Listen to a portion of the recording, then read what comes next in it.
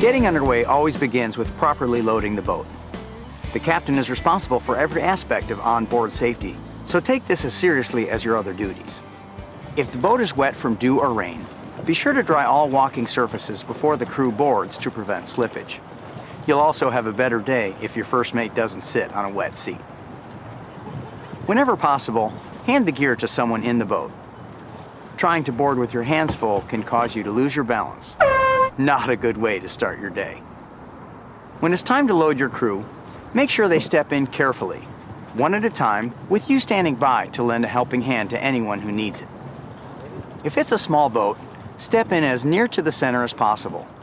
Do not step onto the gunnel, as this may cause the boat to tip and you could lose your balance. Never allow anyone, kids included, to jump from the dock into the boat. Be aware of the conditions. If the waves rock the boat, you'll need extra care while loading and boarding because of uncertain footing. Another common sense item, always wear soft-soled or boating shoes. Hard soles have no grip on slippery surfaces and can damage your upholstery. Some shoes designed for boating have special siped soles that help grip wet or slippery decks. You may have noticed that this family had their life preservers on before boarding. Though it's not necessarily the law, it's always a good idea to wear PFDs whenever you're on the water. Whether you wear them or not, they have to be in the boat and readily accessible. I can't stress this enough. Check all state and local regulations before launching. The rules will vary from state to state, county to county, and even lake to lake, so be prepared. You can easily access this information by searching the internet for boating regulations specific to your area. Think you're ready? One last thing before leaving the dock. We refer to it as a float plan, which simply means to let someone like a friend or relative know what your plans are. This is especially important on large bodies of water where it may be easy to get lost or stranded. Let them know where you're headed and what time you plan to get back. Then don't forget to inform them when you return. If you're not back by a certain time, they can alert the authorities to begin a search. It's a simple measure to help prevent you from spending an uncomfortable night on the lake if something goes wrong. For an extended voyage, we recommend you use the U.S. Coast Guard Auxiliary's Float Plan form, which can be downloaded at www.floatplancentral.org. Consult your owner's manual for more information on proper seating. For proper seating, refer to the seating diagram in your boat if it has one. Read and follow all seating instructions, warning labels, and placards to ensure the safety of your passengers. Some boats are equipped with raised seats for fishing. While these seats are great for fishing, they are not approved for or safe for seating when running. This is extremely important. Fishing seats should never be used when the boat is underway or powered by anything other than the electric trolling motor. This goes for raised gunnels, decks, or platforms as well. Sitting anywhere other than an approved seat could cause the person to be thrown overboard and be injured or drowned. Everyone must be in an approved seat before leaving the dock. Got it?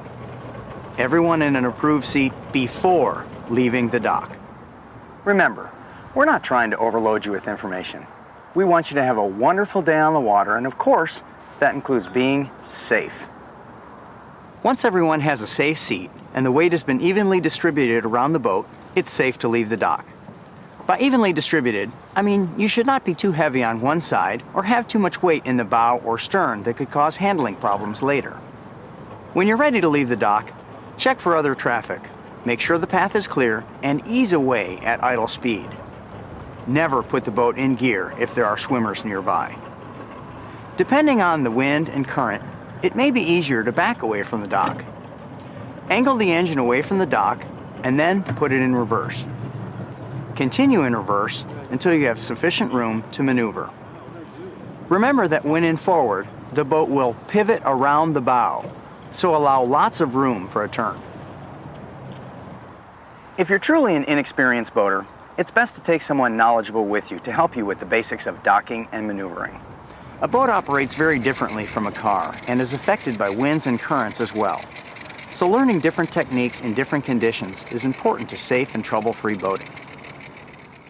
If you are unfamiliar with the body of water you'll be on, always refer to a chart so you can avoid any submerged obstacles such as dangerous and destructive rocks or pilings hidden just under the water. Many safe channels are marked with channel markers, showing you the safe way to go. If you took our advice and went to a boating safety course, you'll have a better understanding of channel markers, which usually point you in the right direction or away from hazards. You can also equip your boat with a global positioning system, or GPS. A GPS is a very useful tool, but should never be used in place of a current navigational chart. Ask your dealer about the right GPS for your boating needs. While on the water, you'll want to observe all warning signs, such as no wake zones. You are responsible for your wake and any damage caused by it, so you'll want to be sure to stay at an idle speed until you clear all no wake zones. And even when clear of official no wake zones, a bit of courtesy is always welcomed when it comes to your wake. We'll show you in just a few minutes how big that wake can be at certain speeds. If you are new to boating, it's best to go slow at first. Get a feel of how the boat handles. Some models will tend to wander at idle and low speeds. This is inherent in some designs, so don't be alarmed. While underway, always keep one hand on the wheel and one on the throttle. This allows you to react quickly to any situation that may arise unexpectedly. Here's some information about the mystery trim switch. Make sure your trim is all the way down before increasing speed. This will allow the boat to plane quicker. At higher speeds, too little up trim can cause the boat to plow, making steering more difficult and negatively affecting fuel efficiency. If the trim is too high when you first increase speed, the bow will rise more, making it hard to see ahead. This also creates a huge wake. If the trim is way too high, you'll cause the propeller to cavitate or blow out. If you don't cavitate or blow out, you may get into a porpoising situation where the boat bounces, sometimes violently. It may take a little practice, but if you slowly increase the trim when you're on a plane, you'll feel what we call the sweet spot, where the trim is just right. That's also the point when the steering becomes easier and no longer pulls to one side. If you're uneasy about the trim and how to use it, ask a knowledgeable buddy to give you a lesson, or you can consult your tracker dealer. It's really not too hard to master, but it can be confusing at first. When you're comfortable with the trim all the way down, slowly increase your speed, always looking around for other traffic that could be on an intercepting course. When, and only when you're comfortable, increase to a planing speed by applying full throttle until the boat planes, then reduce the throttle to a comfortable speed. Add a little up trim and get a feel for it. But if you are at all uneasy with this, slow back down until you're ready. The comfortable cruising range for most boats will be between 3,000 and 4,000 RPMs. Cruising speed is a perfect time to get comfortable with the trim switch. You'll be able to use the trim and feel the effect it has on the hull. There's a sweet spot for every hull at different trim and speed combinations. You'll know it when you find it. If you run too slow, the bow will ride too high. You'll be making a large wake and burning more gas. Operating at full throttle can be dangerous and burns a lot more fuel than running in the mid-range. We can't be in the boat with you, so it has to be your judgment as to when you're ready for advanced speed and maneuvering. Use common sense. Once again, you are the captain. Everyone's safety is in your hands. Look around occasionally to make sure everyone is remaining in their seats. No one should be standing, leaning over the side, or dangling hands or feet over the side. It's very important to remember that a boat has no brakes. Practice stopping a few times so you'll have a feel of how much distance it takes to actually stop. The normal procedure is to bring the throttle all the way back to idle speed and trim the motor completely down. Put the shifter into neutral. Then, when the boat has slowed to walking speed, you can shift to reverse to completely stop your forward motion. Never shift from forward to reverse until the boat has completely slowed. This could result in serious damage to the engine and the lower unit, and possibly injure a passenger with a sudden stop. Operating in rough water presents a few challenges for safe and comfortable boating. Most boats provide the best ride when they meet waves bow first or on one of the bow quarters. You must always be aware of the conditions that could affect your passengers. When you encounter rough water, warn the passengers and slow the boat to a comfortable crossing speed. These waves can often surprise you, so always keep a sharp eye out. If you see a large boat cross somewhere in front of you, you can bet there's a big wake coming, just waiting to catch you off guard. Other obstacles can be out there too. Keep a sharp eye out for floating debris such as logs, trees, or water skis. Never run too close to shore at high speed. You can find all kinds of hidden dangers just waiting to damage your boat or injure a passenger. It's that common sense thing that I keep mentioning. You can also learn to read the water. Look at the bank to get an indication of the depth of the water. A gradual sloping bank will generally indicate shallow water, while a steep bank or cliff will generally indicate deeper water. Most major waterways have a system of channels designated with navigational markers. Learn the system for the waters where you boat, and you'll find it helpful for staying in deep water.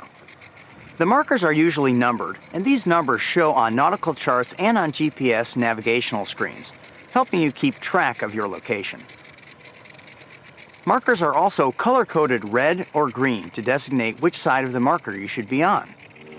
This can be a little confusing, particularly around the confluence of two or more waterways. So again, check the chart or the GPS.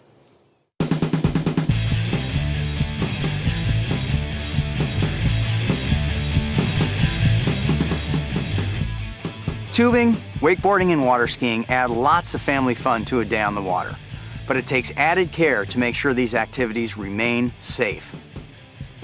Always use a proper towing hook or pylon, or a harness designed to properly attach the ski line to the boat. Have an experienced driver handle the wheel while towing, and also assign a responsible observer to keep their eyes on those being towed at all times. Review with the skier the basic hand signals for towing. You can find these in your owner's manual. Make sure the skier, driver, and observer know and understand these signals. Skiers are required by law to wear approved flotation devices designed for water sports. Choose an area for skiing where there's minimal boat traffic and stay well clear of swimming beaches, docks, or underwater obstructions. Never ski in low light conditions, rain, or fog. Other boaters may not see you. Upon entering the water, the skier should move a short distance away from the boat. Make sure the trim is down, the wheel is straight, and the area ahead is clear. Once the line is tight, wait for the skier's universal "hit it" command, then slowly but firmly add throttle. Once the boat is on plane, you can reduce throttle to achieve the speed most comfortable for the skier. Be aware that the force exerted on the tow line may affect the steering somewhat, particularly on smaller boats. Keep skiers at least 100 feet away from other boats, shorelines, or obstructions at all times. In some states, anytime a skier is in the water, the towboat is required to raise a ski flag, cautioning other boats in the area to look out for a skier in the water. Be sure to check your local regulations. If a fallen skier sees traffic close by, he should raise his ski high out of the water and wave it to alert the driver of his location. With the observer keeping an eye on the skier, the driver should make a smooth but quick return for the pickup. Approach the skier in the water at idle speed, always on the driver's side, going to neutral and turning the engine off as you get close. Never back up to a skier or swimmer in the water. Also, keep an eye on the ski line to make sure it stays clear of the prop and does not wrap around the skier. We all hate to see a good day on the water come to an end, but at some point, we need to head for home. Time to test your docking skills. Here are some good tips to follow when returning to the dock. Slow down to idle speed while you're still well clear. This prevents your wake from causing problems for other boaters already tied up. It also reduces your momentum, making it easier to maneuver for a soft landing. In preparation for docking, have a crewman ready with dock lines attached to cleats on the bow and stern. Take note of traffic as well as wind and current. You'll need to adjust your approach and throttle setting accordingly. Slow down well in advance to minimize your wake and achieve a more manageable speed. Caution your passengers to keep hands and feet inside the boat while approaching the dock to avoid injury. To dock parallel, if possible, approach into the wind or current, whichever is stronger, at a 45-degree angle to the dock at idle speed. When the bow is within a few feet of the dock, turn the wheel away from the dock to bring the stern in close. As soon as the boat is parallel to the dock, put the motor in neutral, then turn the motor straight ahead and drop it into reverse, using a little throttle to stop the boat. Then back to neutral. The crewman should tie the bow first since it's into the wind and could blow away from the dock. Then tie the stern. Don't turn the engine off until your boat is secured. You can adjust this technique based on wind and current. Now, docking, particularly with added variables, is no easy feat, and improperly handled can cause damage to your crew, your equipment, and your pride. Practice maneuvering when you can in open water, away from obstructions, and by all means with a more experienced captain to learn the finer points.